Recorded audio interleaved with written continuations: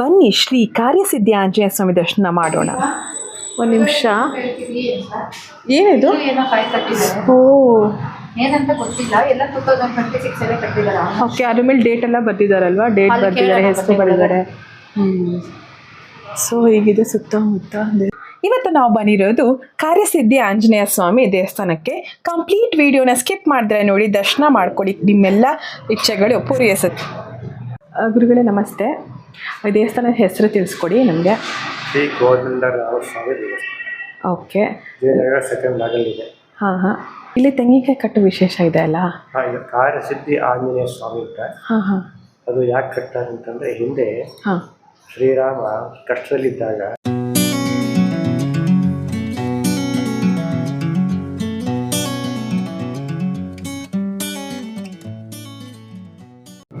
Welcome back to the price YouTube channel. So ಇವತ್ತು ನಾವು ಬಂದಿರೋದು ಯಾವ ದೇವಸ್ಥಾನಕ್ಕೆ ಅಂತ ಅಂದರೆ ಆಂಜನೇಯ ಶ್ರೀ ವರಸಿದ್ಧಿ ಆಂಜನೇಯ ಸ್ವಾಮಿ ದೇವಸ್ಥಾನಕ್ಕೆ ಬಂದಿದ್ದೀವಿ.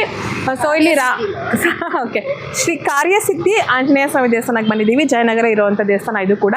ಮತ್ತು ಇಲ್ಲಿ ರಾಮ ಕೂಡ ಇದ್ದಾರೆ. ಸೊ ಬನ್ನಿ ಒಳಗಡೆ ಕೂಡ ಫಸ್ಟ್ ಟೈಮ್ ಬರ್ತಾ ಇದ್ದೀವಿ ನಾವು, ಮತ್ತು ನಿಮ್ಮನ್ನು ಕೂಡ ಫಸ್ಟ್ ಟೈಮ್ ಕರ್ಕೊಂಡು ಹೋಗ್ತಾ ಇದ್ದೀವಿ. ಬನ್ನಿ ನೋಡೋಣ ಹೇಗಿದೆ ದೇವಸ್ಥಾನ. ಒಳಗಡೆ ಕ್ಯಾಪ್ಚರ್ ಮಾಡೋಕ್ಕೆ ಬಿಡ್ತಿರಲ್ವೋ ಗೊತ್ತಿಲ್ಲ, ಗರ್ಭಗುಡಿ ಒಳಗಡೆ ಟ್ರೈ ಮಾಡೋಣ. ಹೋಗೋಣ. ಇದು ಎಂಟ್ರೆನ್ಸು. ಸೊ ನಾವು ಈಗ ಒಳಗಡೆ ಹೋಗ್ತಾ ಇದ್ದೀವಿ.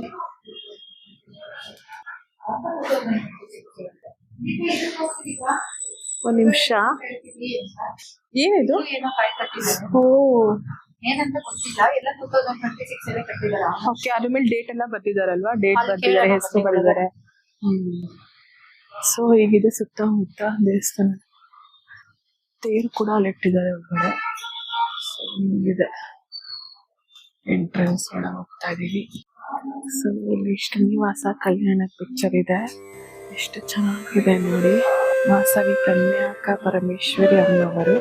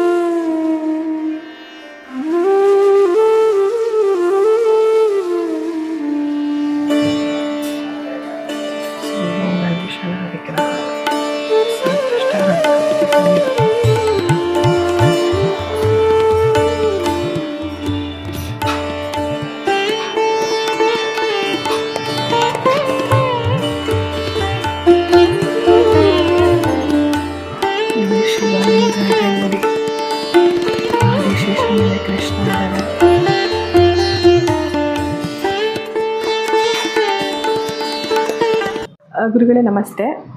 ದೇವಸ್ಥಾನದ ಹೆಸರು ತಿಳಿಸ್ಕೊಡಿ ನಮಗೆ. ಶ್ರೀ ಕೋದಂಡರಾಮ ಸ್ವಾಮಿ ದೇವಸ್ಥಾನ. ಓಕೆ. ಜಯನಗರ ಸೆಕೆಂಡ್ ಲಾಗಲ್ಲಿದೆ. ಹಾಂ ಹಾಂ. ಇದು ಬೆಳಿಗ್ಗೆ 7 ಗಂಟೆಯಿಂದ 11:15ವರೆಗೆ ಓಪನ್ ಇರುತ್ತೆ. ಓಕೆ. ಸಾಯಂಕಾಲ 5:30ಇಂದ 8 ಗಂಟೆವರೆಗೆ ಓಪನ್ ಇರುತ್ತೆ. ಇಲ್ಲಿ ತೆಂಗಿನಕಾಯಿ ಕಟ್ಟು ವಿಶೇಷ ಇದೆ ಅಲ್ಲ? ಹಾಂ, ಇದು ಕಾರ್ಯಸಿದ್ಧಿ ಆಂಜನೇಯ ಸ್ವಾಮಿ ಅಂತ. ಹಾಂ ಹಾಂ. ಅದು ಯಾಕೆ ಕಟ್ತಾರೆ ಅಂತಂದರೆ, ಹಿಂದೆ ಶ್ರೀರಾಮ ಕಷ್ಟದಲ್ಲಿದ್ದಾಗ ಹನುಮಂತನ ಹತ್ರ ಹೇಳ್ಕೊಂಡಿದ್ದಂತೆ, ಆಂಜನೇಯ ಸ್ವಾಮಿ ಹತ್ರ, ಹೀಗೆ ನಾನು ಕಷ್ಟ ಇದ್ದರೆ ನನಗೆ ಸಹಾಯ ಮಾಡಿ ಅಂತ ಹೇಳಿ. ಅವಾಗ ಒಂದು ಒಂದು ಸ್ತೋತ್ರ ಬರುತ್ತೆ. ಥೋಮಸ್ ಗಾಡಿ ನೀಡುವಾಗೆ ವಾಸ್ತವ ಶ್ರೀರಾಮ ಹೇಳ್ಕೊಂಡಿದ್ರಿಂದ ಆಂಜನೇಯ ಅದನ್ನು ನೆರವೇರಿಸಿಬಿಟ್ಟಂತೆ.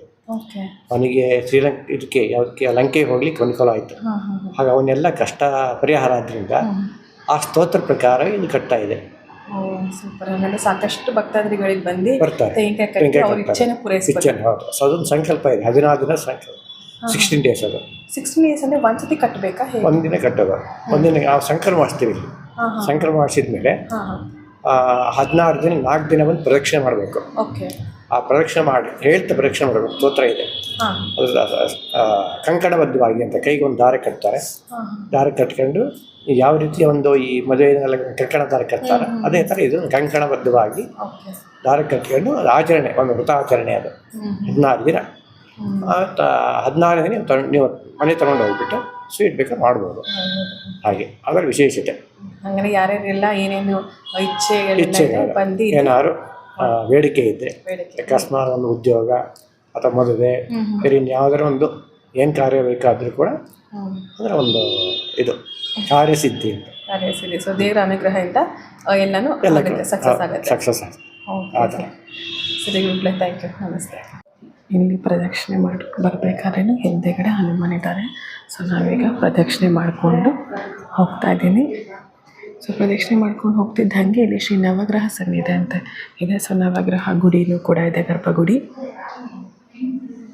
ನಾನಿಲ್ಲಿ ಮಂಗಳಾರತಿ ತೊಗೊಂಡು ಮುಂದೆ ನವಗ್ರಹ ಕೈ ಮುಗಿದು ಪ್ರದಕ್ಷಿಣೆ ಮಾಡ್ಕೊಂಡು ಹೋಗಬೇಕಾದ್ರೆ ನನಗೆ ಇಲ್ಲಿ ಹನುಮಾನವರ ಕೃಷ್ಣ ಮತ್ತು ಇಲ್ಲಿಂದ ತೊಟ್ಲು ಎಲ್ಲನೂ ದರ್ಶನ ಮಾಡಿಕೊಂಡು ಹಾಗೆ ಪ್ರದಕ್ಷಿಣೆ ಮಾಡೋಣ ಅಂತ ಪ್ರದಕ್ಷಿಣೆ ಮಾಡ್ಕೊಂಡು ಹೋಗ್ತಿದ್ದೆ.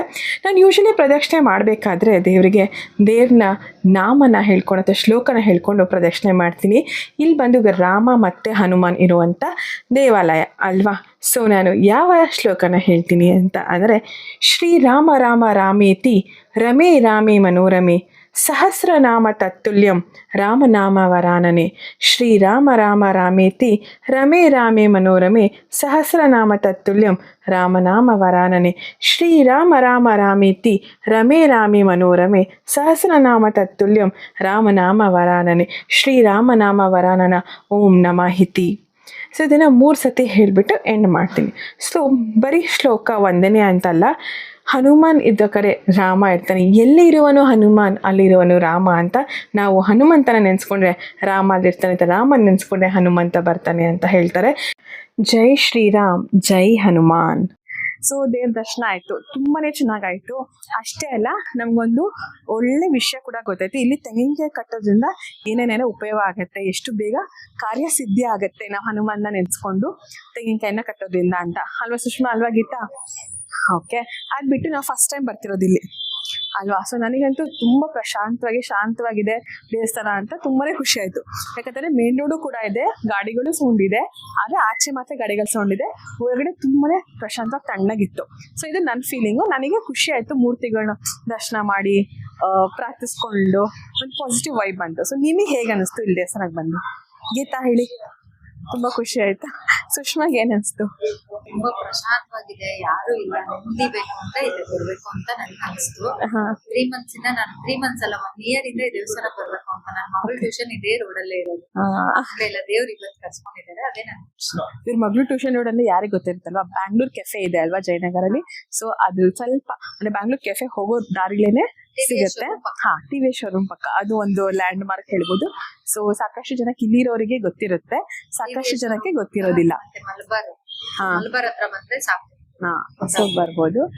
ನಾವು ಅಷ್ಟೇ ಯಾವ ದೇವಸ್ಥಾನ ಒಂದ್ಸತಿ ನಾವು ವಿಸಿಟ್ ಮಾಡಿದೀವಿ, ಮತ್ತೆ ವಿಸಿಟ್ ಮಾಡಬಾರ್ದು ಅಂತೆಲ್ಲ ಏನೂ ಇಲ್ಲ. ಬ್ಲಾಗಲ್ಲಿ ಮಾತ್ರ ನಾನು ಪದೇ ತೋರ್ಸಕ್ ಹೋಗೋದಿಲ್ಲ, ಆದ್ರೆ ನಾವು ಸಾಕಷ್ಟು ದೇವಸ್ಥಾನಗಳಿಗೆ ಪುನಃ ಹೋಗಿ ಅಲ್ಲಿನ ದರ್ಶನ, ಅಲ್ಲಿನ ವಾತಾವರಣ, ಅಲ್ಲಿರೋ ಪಾಸಿಟಿವ್ ಎನರ್ಜಿನ ನಾವು ತಗೊಂಡು ಹೋಗ್ತೀವಿ ಮನೆಗೆ ಅಂತ ಹೇಳ್ಬೋದು. ಸೊ ಅದು ಬಿಟ್ಟು ಇನ್ನೇನಾದ್ರು ವಿಶೇಷತೆ ನಿನಗೆ ಅನ್ಸಿದ್ದು ಇಲ್ಲಿ ಏನಾದ್ರು ಹೇಳ್ಕೋಬೇಕಾ? ಏನ್ ವಿಶೇಷತೆ ಅದೇ ಸಾಯಿ ಕಟ್ಟೋದು ವಿಶೇಷತೆ ಅಂತ ನಮಗ್ ಗೊತ್ತೇ ಇರ್ಲಿಲ್ಲ. ಆಚೆಯಿಂದ ನೋಡ್ಬೇಕಾದ್ರೆ ನಾನು ಇಷ್ಟು ದಿನ ನಾನು ರಾಮನ್ ದೇವಸ್ಥಾನ ಅಂತಾನೆ ಅನ್ಕೊಂಡಿದ್ದೆ. ನಾನು ಗೋಲ್ಡ್ ನೋಡಿದಿಲ್ಲ, ಕಾರ್ಯಸಿದ್ಧಿ ಆಂಜನೇಯ ಟೆಂಪಲ್ ಅಂತ. ಬಟ್ ಈ ಕಾಯಿ ಕಟ್ಟೋ ಒಂದು ಆಪ್ಷನ್ ಇದೆ. 16 days ಅಲ್ಲಿ ತುಂಬಾ ನಂಬಿಟ್ಟು ಮಾಡಿದ್ರೆ ಒಳ್ಳೇದಾಗುತ್ತೆ ಅಂತ ಅಂದಿದ್ದಾರೆ. 16 days ಅಲ್ಲಿ ನಾವು ಅನ್ಕೊಂಡಿರೋದಾಗುತ್ತೆ. ಸೊ ಅದರಿಂದ ಎಲ್ಲಾರು ಬನ್ನಿ ಕಟ್ಟಿ, ನಾವು ನೆಕ್ಸ್ಟ್ ಪ್ಲಾನ್ ಮಾಡ್ತೀವಿ ಕಟ್ಬೇಕು ಅಂತ. ಇವತ್ತು ಸದ್ಯಕ್ಕೆ ಗೊತ್ತಾಗಿದೆ ಅಲ್ವಾ, ಪಕ್ಕದಲ್ಲೇ ಇದೆ, ಬಂದು ನೋಡಿ ಕಟ್ತೀವಿ. ನೀವು ಬಂದು ಎಲ್ಲಾರು ನಮಸ್ಕಾರ ಓಕೆ ಸುಷ್ಮಾ. ಸೊ ನಾನು ನಿಮ್ಗೆ ಹೇಳ್ದ ಹಂಗೆ ಏನು ಪ್ರತಿದಿನ ಒಂದು ದೇವಸ್ಥಾನನಾ ಅಂತ ಕ್ವೆಶನ್ ಬರ್ಬೋದು. ಹೌದು, ನಾವು ಇವಾಗಿನ ಕಾಲದಲ್ಲಿ ಪಬ್ಬು ಬಾರು ಅದು ಇದು ಸಾಕಷ್ಟು, ನಾನು ತಪ್ಪು ತಿಳ್ಕೊಬೇಡಿ ನಾನು ಏನ್ ಹೇಳ್ತಾ ಇದೀನಿ ಅಂತ, ಸಾಕಷ್ಟು ಕಡೆ ಅನ್ವಾಂಟೆಡ್ ಮಾಲ್ ಅದೆಲ್ಲ ಹೋಗ್ಬೇಕು.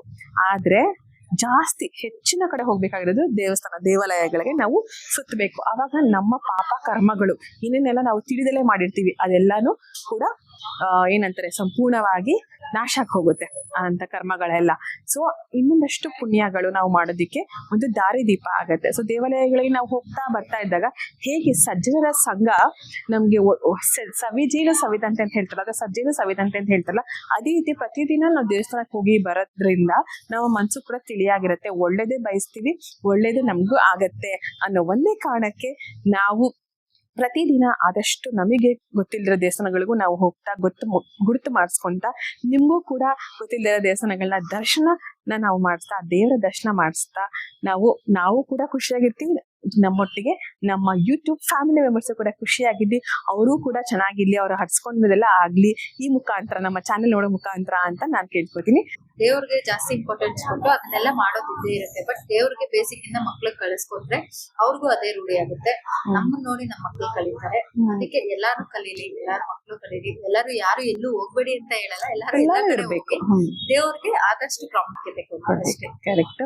ಸೊ ನಮ್ಮ ಕಂಟೆಂಟ್ ಹೀಗಿದೆ. ಸೊ ನಮ್ಮ ಸುತ್ತಮುತ್ತ ಇರುವಂತ ದೇವಾಲಯದ ದರ್ಶನನ ನಾವು ಮಾಡೋದು ಹೇಗೆ, ಸೊ ನಮ್ಗೆ ಇರೋ ಟೈಮಲ್ಲಿ 1-2 ಅವರ್ 1 ಅವರ್ ಎಷ್ಟು ಟೈಮ್, ಅರ್ಧ ಗಂಟೆನೋ, ಆ ಟೈಮಲ್ಲಿ ನಾವು ಎಷ್ಟು ದೇವಸ್ಥಾನಗಳಿಗೆ ಹೋಗ್ತೀವಿ, ಯಾವ ತರ ದೇವರ ಸನ್ನಿಧಿಗಳನ್ನ ನಾವೆಲ್ಲ ಭೇಟಿ ಮಾಡ್ತೀವಿ ಅನ್ನೋದೇ ಆಗಿರುತ್ತೆ ಕಂಟೆಂಟ್.